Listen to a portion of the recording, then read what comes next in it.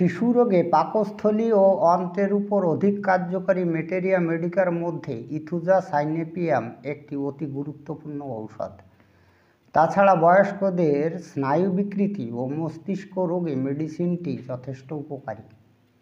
রেমেডিটির 4টি সিদ্ধিপ্রদ লক্ষণ বা সাকসেসফুল সিমটম রয়েছে, যার মাধ্যমে শত শত রোগীদের মধ্যে থেকেও ইথুজার রোগীকে সহজে আলাদা করা যায়। আজকের ভিডিওতে এই 4টি সিদ্ধিপ্রদ লক্ষণ সম্পর্কে এমন কিছু গুরুত্বপূর্ণ তথ্য আপনাদের সামনে এক্সপ্লেইন করে শোনাবো, যাতে ইথুজার রোগীকে খুঁজে বের করতে বিন্দুমাত্র অসুবিধা না হয়। ভিডিওটি ভালো লাগলে লাইক, কমেন্ট, শেয়ার করবেন এবং আপনি যদি এই চ্যানেলে নতুন এসে থাকেন তাহলে চ্যানেলটিকে সাবস্ক্রাইব করে রাখবেন পরবর্তীতে নতুন ভিডিওর নোটিফিকেশন সবার আগে পাওয়ার জন্য।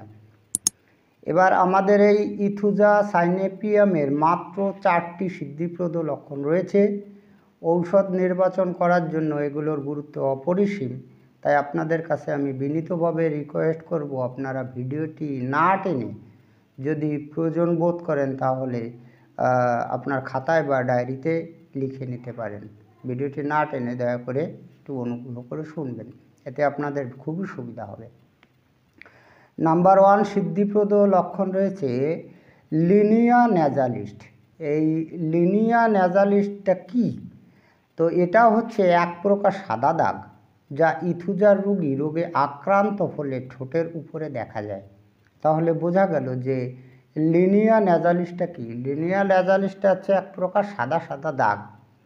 তো যদি ইথুজার রোগী হয়ে থাকে তাহলে এই সাদা দাগ কিন্তু রোগীর ঠোঁটের উপরে উঠবে।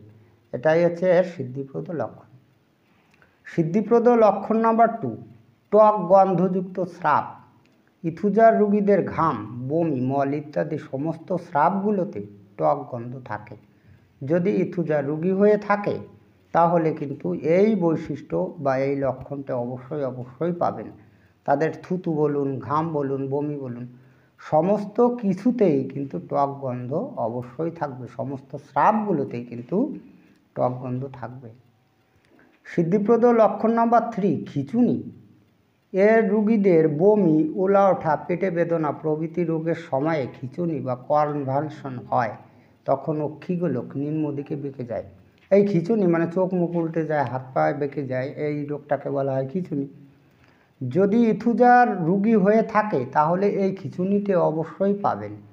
তখন তার অক্ষিগোলক মানে আইবল, ওই চোখের মধ্যে গোলাকার যেটা থাকে, সেটা কিন্তু ডান দিকে বা বাঁ দিকে কোনো দিকে বেঁকে যায় না, সেটা কিন্তু নিচের দিকে বেঁকে যায়। এই লক্ষণটি কিন্তু অবশ্যই পাবেন যদি ইথুজার রোগী হয়ে থাকে।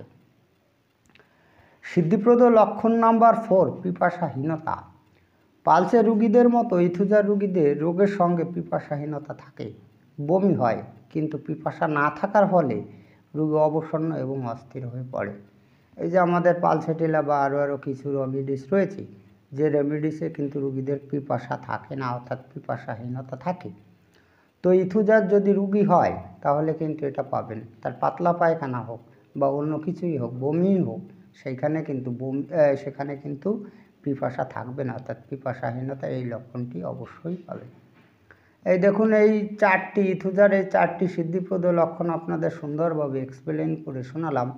এর মধ্যে মোস্ট অফ লক্ষণ যদি আপনার রোগীর মধ্যে বর্তমান থাকে তাহলে আপনি চোখ বন্ধ করে ইথুজা সাইনেপিয়াম ব্যবহার করতে পারেন। তো ইথুজা সম্পর্কে যদি আপনি আরও বিস্তারিত তথ্য জানতে চান, এখানে তো সমস্ত তথ্য দিলে ভিডিওটা অনেক বড় হয়ে যাবে। যদি ইথুজা সম্পর্কে যদি আপনি আরও বিস্তারিত তথ্য জানতে চান তাহলে এই চ্যানেলের 143 নং ভিডিওটি দেখতে পারেন। আপনি কিভাবে দেখবেন, যদি আপনার দেখার ইচ্ছা থাকে তাহলে এই চ্যানেলে যেখানে হোমিও ইন নাম্বারস লেখা রয়েছে, দেখুন কেন্টের ছবির ডান দিকে বা কেন্টের ছবির উপরেও আপনি ক্লিক করতে পারেন। তাহলে এই চ্যানেলে আপনাকে এই পেজটি দেখিয়ে দেবে। এবার এই পেজটির নিচের দিকে দেখুন যেখানে ভিডিও লেখা রয়েছে, আপনি যদি এখানে টাচ করেন তাহলে এই চ্যানেলে যতগুলো ভিডিও আপলোড দেওয়া হয়েছে আপনাকে উপর নিচে সিরিয়াল বাই সিরিয়াল দেখিয়ে দেবে। আপনি টেনে গিয়ে নিচের দিকে গিয়ে 143 নং দেখুন, বাঁ দিকে প্রত্যেকটি ভিডিও সিরিয়াল নাম্বার দেওয়া হয়েছে, বাঁ দিকে লেখা রয়েছে 143। ওই ভিডিওতে টাচ করলেই কিন্তু ইথুজা সাইনেপিয়ামের ভিডিওটি ওপেন হয়ে যাবে। যাই হোক, আজকে এই পর্যন্তই। খুব তাড়াতাড়ি ফিরে আসবো নতুন গুরুত্বপূর্ণ বিষয়বস্তুর ভিডিও নিয়ে। দেখা হচ্ছে নেক্সট ভিডিওতে। ততক্ষণ আপনারা ভালো ও সুস্থ থাকুন। জয় হ্যানিম্যান, জয় হোমিওপ্যাথ।